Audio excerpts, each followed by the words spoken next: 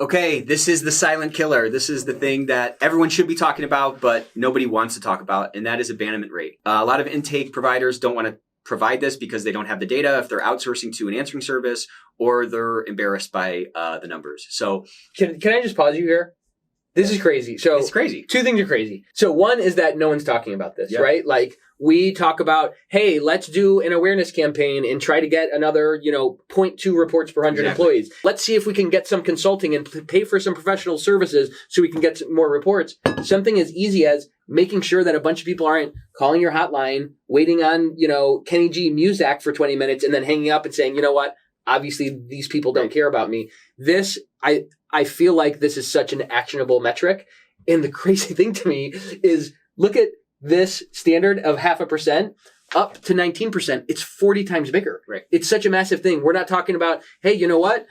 You could take 2 seconds off of the mile that you run. You can become 40 times better than you might be dealing with. So I want to jump into this, but it's something that's always been important to us at Compliance Line is like, listen, if someone cares enough to call the hotline, if someone is bold and brave enough to speak up for the benefit of the other people in your organization and say, hey, you know what?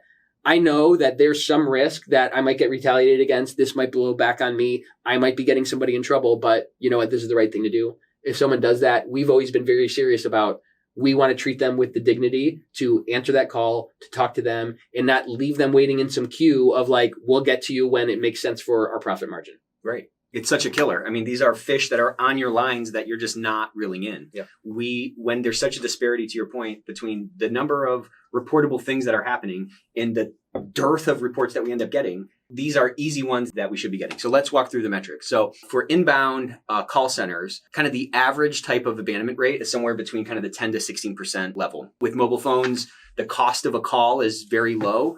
People aren't paying by the minute. People will just hang up if it's taking too long. So this is kind of a normal range. A world-class operation will have something in kind of the 5 to 8% range. That's somebody whose operation is super dialed in. We've had some clients come over from some competitors. They had to kind of arm wrestle to get these numbers. And from a few different folks, we were hearing abandonment rates in the industry standard of kind of between 15 and 20% in some cases. That is a massive amount. Just do the simple algebra on it. If you're subject to a 20% abandonment rate, your reporting rate would be 25% higher. That's a lot. That's a needle mover. So because we're able to answer every call live and we've set our operation up to meet people where they're at, to humanize that intake process, to treat them like actual human beings, we have an abandonment rate of under 1%. And this is on the last 12 months, high and low trailing averages. Yeah. Listen, if you're looking at that number one metric in the benchmark report and you're saying, hey, I've been shooting for 1.3 or 1.4 for the past few years. I've been trying to climb from 0.8 to 0.9.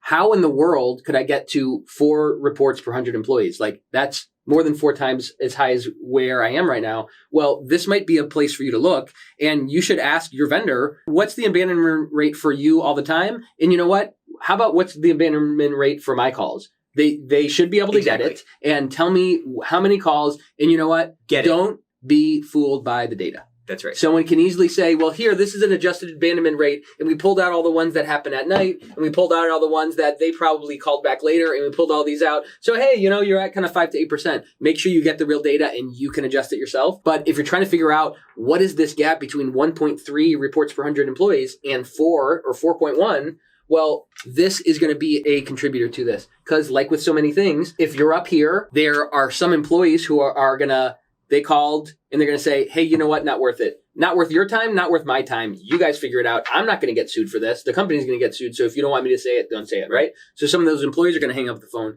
But this is the killer. This is how it goes from 1.3 to 4. Those employees are going to go say, hey, you know what? We were talking about that issue, we don't want to, I called the hotline. It was enraging. I was on my 15-minute break. I spent 12 minutes waiting on the phone to tell people about this thing, and I didn't even get to talk to anybody. And now I'm singing Careless Whisper all day.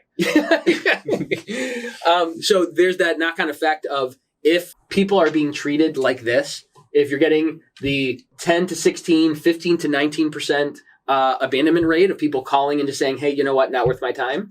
Yes, some of those people are going to call back, but a bunch of those are going to say, hey, you know what? I was doing this for you. You told me that I should be brave and speak up for our community. That's right. You told me, I see these posters all the time of like, hey, tell us when you say something. I call in and you don't even want to talk to me. Yeah. So check it out. You should be testing your line. I think people should be testing their line, not just once a year. They should be testing their line once a quarter. Yeah, and also test it at different times. Right. And put yourself in the shoes of the person that you're trying to serve. The customer in this case is the employee. So what is that customer experience like? Is it enraging? Like, are you enraged listening to it? You're cooking this beautiful dish and then the waiter just dumps it in the patron's lap. I mean, it should jive. It should be a representation of the heart of your team, of your company, of your employer brand, whatever. And you got to put those people first if you're going to get those positive externalities of more people speaking up. Because it doesn't move linearly. Yeah. Quick soapbox warning here. Here comes the soapbox. You ready? Let's do it. It's not just concerning, it's appalling to me. How many people are selling legitimate companies that are running scaled compliance programs that have a bunch of people, leaders at that company who care about their employees? They're selling them a compliance hotline that is a glorified customer service hotline. Listen, I'll tell you, I care and you care a lot more about that compliance report than some restaurant cares about someone saying, hey, I didn't get a receipt with my dinner. That's right. If your hotline provider, if your compliance vendor is outsourcing their calls to an external call center, then you're getting that kind of service. You're getting that kind of like, okay, I'll let the delivery guy know when, you know what, these calls are important. There are lives on the line. There are people's mental health on the line. There's obviously a bunch of company assets and performance on the line. If you're going to an outsourced call center, it has a chance to not just mess some stats of like, hey, I'd like to get better. It has a chance to cause real human damage. And that's why listen, this is not easy. This is better than the world class, but we put a ton of effort into this. We have a ton of people right out here who care about compliance line employees. Yeah, compliance line employees who care about this. And we do it because we know how important those calls are. I'll just jump right off that soapbox. And I'll step onto it. It drives me nuts, dude, because it's not ethical. We're in the ethics game. It's not ethical.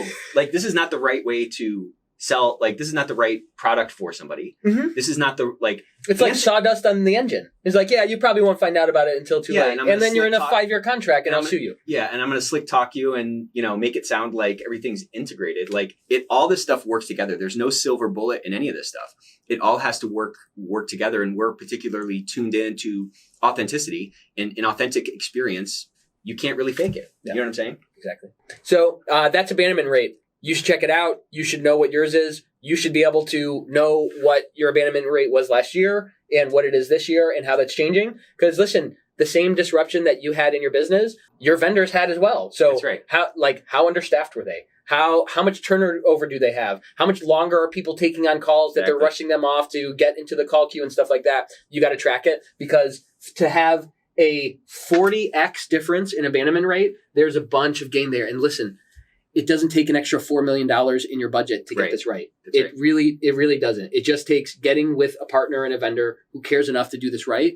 And I think that when people get into a system where that's working right, they see a bunch of benefits to their job, to the amount of stress that you have as a compliance leader, and ultimately to the benefits to employees and them getting treated right. Right.